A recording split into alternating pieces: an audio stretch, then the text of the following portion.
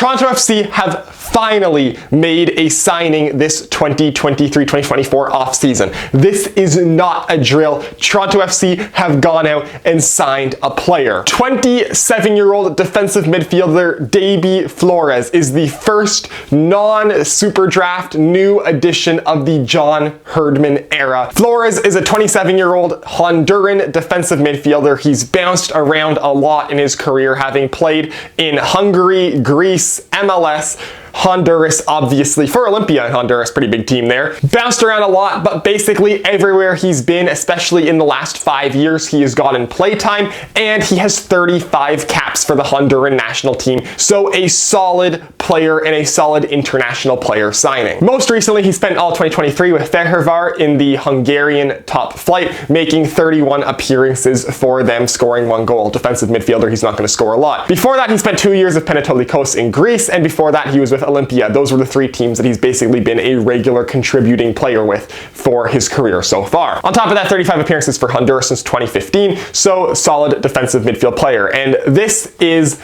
basically the Michael Bradley replacement for Toronto FC right now. This is the first defensive midfielder that we've signed with the intent of playing as a starting defensive midfielder since we signed Michael Bradley back 10 years ago in 2014. A lot of pressure on this guy's shoulders. That is a legendary figure in Toronto FC to replace, and he's coming in at a time where the club is in a lot of turmoil. It's a very difficult situation for him to come into, and I don't think he should be expected to be like the set defensive midfielder, game in, game out, every single game for like the next 10 years for Toronto FC, obviously, but he's a guy who is a very useful piece in Major League Soccer and can be a very good contributing piece of a good team. And like the thing is, Toronto FC now, we have a lot of work to do. Now that we have a defensive midfielder, we need help in all of the following positions.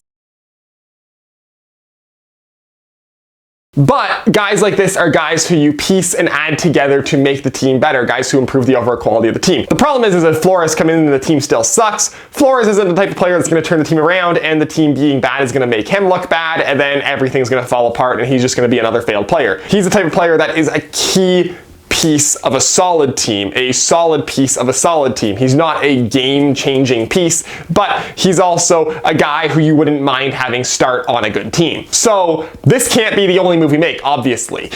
But it's a good start and a nice piece to add, and I wouldn't mind seeing a lot more signings like this one. The biggest issue I have with this signing is the fact that Flores is an international player for Honduras, which means during international windows he's going to be gone, which isn't great for TFC. I mean, like MLS with the addition of the Leagues Cup basically just blows through most international windows now. So if you have a player who's regularly getting international duty, he's missing 6-7 games possibly throughout the course of the season, almost a quarter of the season, just through international play. So for a team like Toronto FC right now, where a massive improvement from last season would be on the cusp of making the playoffs, having a guy miss 5, 6, 7 games possibly because of international duty kind of really kills your chances of making a playoff spot, and that kind of hampens the effect of all these Central American international players coming into MLS right now. Is not stopping for international breaks, especially for those guys, makes them cautionary signings in Major League Soccer. Flores, when he's playing, is going to make Toronto FC look good. The problem is that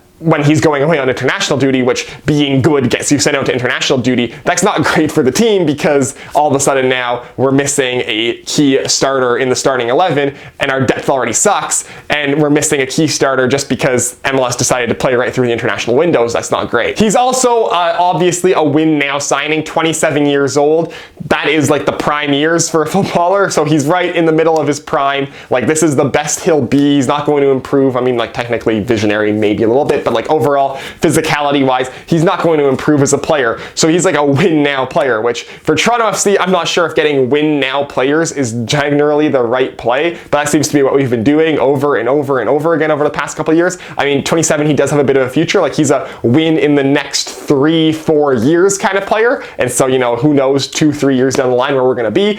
But It would have been nicer to have a guy with a bit more of a future, but Flores at 27 still has a bit of a future at this level that we can, use going forward. And it is a multi-year deal, so we will be using it going forward unless everything falls apart and we sell him off immediately. Overall, it's not a groundbreaking signing. It's not a terrible signing. It's a signing for Toronto FC. It's a signing that if you make a couple of these over the course of the offseason, the sum of the total looks really good. And obviously, with a guy like him, bouncing around some of the lower level leagues in Europe, Hungary, Greece, Honduras as well. These are the type of players who, they can be decent in MLS, they can also come to MLS and be kind of not great. I have a sense that this guy will be pretty solid, but I also get the sense that if TFC sucks, he's not going to look great with TFC. He's a guy who you're going to need the team to be solid around him for him to be solid as well. Good piece to a sum of a team, but we don't have a sum of a team right now, so we need to get a couple more signings like this to build up that sum of the team. All in all, we still have a lot more moves to be made. I feel like every single video I'm making for this team ends with, we have a lot more moves to be made, because it's true, TFC is still so far away from being a competitive team, and the Italians and their designated player contracts aren't helping, and everything Bill Manning lied about regarding the Osorio contract isn't helping.